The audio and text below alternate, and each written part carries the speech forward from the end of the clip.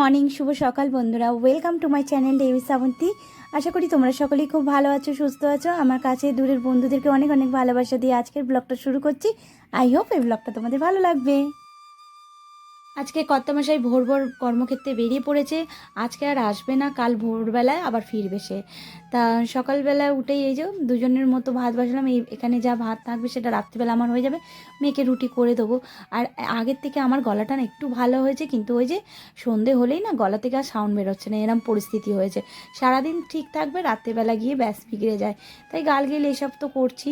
আর এই দেখো, মেয়ে কিছুতেই ভাত খাবে না, ভাত খেতেই ইচ্ছা করে না ওর। ওকে রুটি মানে যত আটার জিনিস দেবো, রুটি পরোটা লুচি ওগুলো উনি খাবেন। তা আমি একটু জোর করে ওকে একটু ভাত খাইয়ে দিচ্ছি। আর বেশি ভাত খেলে এত বড় মেয়ে এখনও বলবে গা গোলাচ্ছে, বমি করে ফেলবো, যেন বাচ্চাদের মতো করে। তা দেখো কিভাবে ওকে খাওয়াচ্ছি, সে মানে বিরক্ত হয়ে যাচ্ছে, না আমি খাবো না। সময়ের মধ্যে যদি না বেরোয় তাহলে কিন্তু আর বাস পাবে না বাড়ির সামনে দিয়ে। তারপরে আবার অনেকক্ষণ পর কিন্তু বাস পায়, কারণ সময়ের মধ্যে না বাস আসে না ঠিক। তার জন্যে টাইম নিয়ে আমি বললাম যে এই টাইমটায় বেরো। এখন ঘড়িতে 11:30 বাজতে যায়, ওর 12:30 থেকে ক্লাস রয়েছে। আর ওকে তো বাসে তুলে দিয়ে এসে তারপরে এবারে আমার ঘরের কাজ রয়েছে। আর দেখো ডিমটা ঝটপট করে ভেজে নিলাম। আর এই যে এইগুলো কিনেছি মেলা থেকে, বিরাস রাখার দুটো ঝুড়ি কিনেছি। এই একটা ঝুড়ি, আর একটা ঝুড়ি কর্তামশাই নিয়ে গেছে গাড়িতে রাখবে, কাগজপত্র টুকিটাকি ঝুলিয়ে রাখবে। তার জন্য ওটা তোমাদেরকে দেখাতে পারলাম না। আরও কিছু কিনেছি, সব টুকটুক করে দেখাবো তোমাদেরকে। বেশি কিছু কিনিনি, গোপু সোনার জন্য দুটো আসন কিনেছি। আর আমার মেয়ে, দাঁড়াও তোমাদেরকে দেখাবো কি কিনেছে। তা টেবিলটা পুছে নিলাম, পরিষ্কার করে নিলাম। আজকে যেহেতু রান্নার ঝামেলা নেই, তাই বাড়তি কাজগুলোকে আমি এইভাবে করছি। আর জানোই তো আমাদের জল পালায়, তাই তোমাদের সাথে কথাও বলি আর তাড়াতাড়ি করে কাজগুলোও করি। তা আজকে একটু ঝুড়িটা আর এই গামলাটা একটু ভালো করে মেজে নিলাম। আর বাসনগুলো তো ওখানে র্যাকের মধ্যে, ঝুড়ির মধ্যে আর রাখবো না। আর এইগুলো হাত পোছাগুলো ভালো করে ধুয়ে নিলাম। প্রত্যেক দিনে যদি হাত পোছাগুলো ওইভাবে মানে ভাতের মাড়ের মধ্যে যদি সার্ফ দিয়ে একটু ফুটিয়ে নিয়ে যদি করে নিই না, তাহলে কিন্তু হাত পোছাগুলো পরিষ্কার হয়ে যায়, আর ওই তেল চিটে ভাবটাও থাকে না। আর আমি সেই অভ্যাসটাই করে রেখেছি যে এইভাবে আমাকে করতে হবে। দেখবে যে এই অভ্যাসে তুমি কাজ করবে, সেই অভ্যাসটা যদি থেকে যায় না, দেখবে ভালো ভালো অভ্যাস ভালো, কিন্তু খারাপ অভ্যাসগুলো দূর করতে হয়। তাই এই দেখো এখানে বাসনগুলো রেখে দিয়েছি, ঝুড়ির মধ্যে আজকে রাখিনি। এই যে জল গড়িয়ে পড়ে বলেই কিন্তু আমি ঝুড়ির মধ্যে রাখি। তা ওটা তো হয়ে গেল, ওখানে কাজ গোছানো হয়ে গেছে। এবার ঝটপট করে ঘরটা পুছে নেই। আমাদের জীবনে অনেক ওঠাপড়া থাকে, থাকে অনেক সুখ দুঃখ। শুধুমাত্র সুখ দিয়ে সাজানো থাকে না জীবন। অতীতের দুঃখ যদি আমরা ভুলে থাকার চেষ্টা করি, জীবনটা অনেক সহজ হয়। ভবিষ্যতে দুঃখ সহ করার ক্ষমতাও বাড়ে। অতীতের দুঃখ মনে পুষে রাখলে সে যে বর্তমানে ও ভবিষ্যতে দুঃখের সাথে দল বাঁধে, কষ্ট দেয় শত গুণ বেশি। তার জন্য কী বলতো, দুঃখগুলোকে দূরে ছুঁড়ে ফেলে রাখতে হয়। দুঃখগুলোকে কোনো সময় দিকে আনতে নেই। আর অতীতের কথা তো ভুলে যাওয়াই ভালো, বর্তমান মনে রাখা ভালো। তা দেখো এখানে কিন্তু আমি গোপু সোনার জামা দেখাতে বসেছি। তোমাদেরকে বলেছিলাম যে আমি নিজের হাতে কয়েকটা গোপু সোনার জামা করেছি, সেগুলো তোমাদের দেখাবো। অতীতের কথা এটাই বলছি যে আমার হাতের যন্ত্রণাটা যে ভয়ঙ্করভাবে উঠেছিল, তারপরে কিন্তু আর আমি গোপু সোনার জামা করতে পারি না। এই জামাগুলো যেরকম ঝটপট করে করেছিলাম, তারপরে কিন্তু এখন যে এই জামা করতে গেলে আমার কিন্তু 4-5 দিন সময় লেগে যায়, কারণ এগুলো সমস্ত কিন্তু নিজে কেটেছি। আর কেটে বুদ্ধি করে কিন্তু এই জামাগুলো আমি তৈরি করেছি। আর হচ্ছে সেলাইটা কিন্তু আমার হাতের সেলাই, কোনো মেশিনে সেলাই না। এখনও পর্যন্ত গোপু সোনার যে প্যান্টু, সেগুলোও কিন্তু আমিই করি, দোকান থেকে কিনি না। কিন্তু হ্যাঁ, জামাটা করতে আমার খুবই কষ্ট হয়।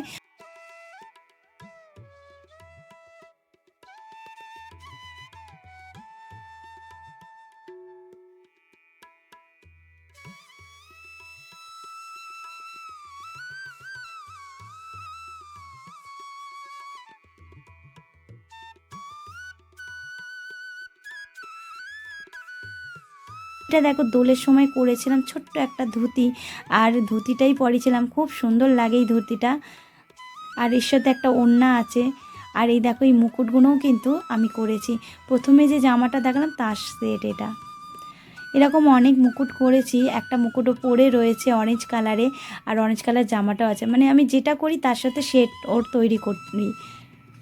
আর আজকে যে আমি সুস্থ হয়েছি, আমার এই গোপু সোনার জন্যই সুস্থ হয়েছি। এগুলো সমস্ত ব্লাউজ পিস।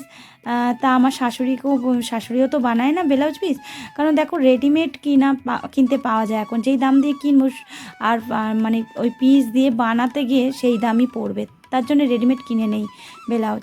আর এই পিসগুলো দিয়ে আমি গোপুর জামা তৈরি করি, তারপরে বিছানার চাদর, তারপরে আসন এগুলো করি। তা এখন তো আর কি বলবো, যাকে চলো ভুলে যাওয়াই ভালো এই দুঃখ মানে কষ্টের কথা। কেমন হয়েছে একটু জানিও আমার গোপু সোনার জামাগুলো। এই জামাটা জানো তো পরলে খুব কিউট কিউট লাগে। এইটা করতে আমার প্রচণ্ডই অসুবিধা হয়েছিল। এইটা যখন করেছিলাম তখনই কিন্তু আমার হাতে ব্যথা শুরু হয়েছিল, তখন কিন্তু অনেক কষ্টে এই জামাটাকে আমি কমপ্লিট করেছি।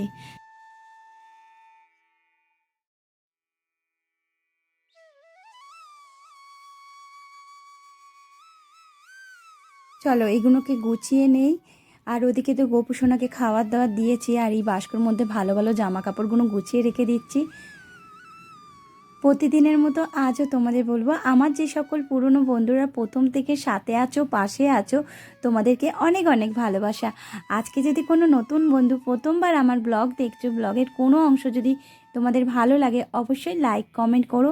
তোমরা যদি চাও আমার এই ছোট্ট পরিবারে একটা মিষ্টি সদস্য হয়ে যেতে পারো, তার জন্য তোমাদেরকে সাবস্ক্রাইব করতে হবে। পাশে যে বেল আইকনটা ওটা টুং করে বাজিয়ে দিও, আমি নতুন ভিডিও ছাড়লে সঙ্গে সঙ্গে তোমাদের কাছে নোটিফিকেশন পৌঁছে যাবে।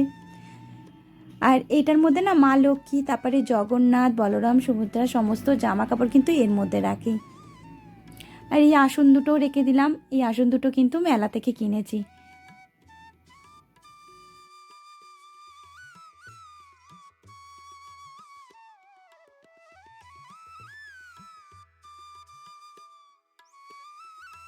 সমস্ত গোপালেরই আমার সোনার রয়েছে সমস্ত কিছু গোছানো। আর এই দেখো আমার গোপু সোনা, এই জামাটা দেখছো, আমি যখন গোপু সোনাকে প্রথম নিয়ে এসেছিলাম তখন কিন্তু এই লাল জামাটা ওকে কিনে দিয়েছিলাম, পরিয়েছিলাম। এতক্ষণ ধরে আমার ব্লগটা ধৈর্য সহকারে দেখছো, প্লিজ লাইক করতে যদি ভুলে যাও, একটা লাইক প্লিজ করে দিও। তোমাদের একটা লাইক আমার পরবর্তী ব্লগ বানাতে আমাকে অনেকটা মোটিভেট করে। সন্ধেবেলা হাজির হলাম আর তোমাদেরকে দেখিয়ে দিচ্ছি যে আমার মেয়ে কী কিনলো মেলা দিয়ে, ওইটা কিনেছে। আর এই দেখো এখন ওই বিকেল 5:30 বাজে, আর এই যে আমার সোনামা চলে এসছে। তাই যে এসছে বলে না আমি ওকে একটু চিড়ে ভাজা আর বিস্কুটটা আমার জন্য নিলাম, আর বললাম মা না একটু চা খা। তা চা খেতেও চায় না, তাই একটু চা দিলাম কি গলায়। আর এখন কি করছে জানো, আমাকে পড়াচ্ছে না, আমাকে টেনে নিয়ে বসিয়েছে যে আমি পড়বো তুমি শুনবে। তা ও ইংরেজিতেই বলছে, বাংলায় বলছে, তা এত সুন্দর করে ও বলছে।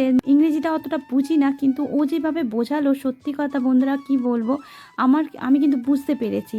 কারণ এইটা কালকে কলেজে ওকে সবাইকে বোঝাতে হবে, তা এই পরীক্ষাটাই ওর রয়েছে। তাই বলছে মা তুমি স্টুডেন্ট, তুমি বসো আমি তোমায় বোঝাচ্ছি।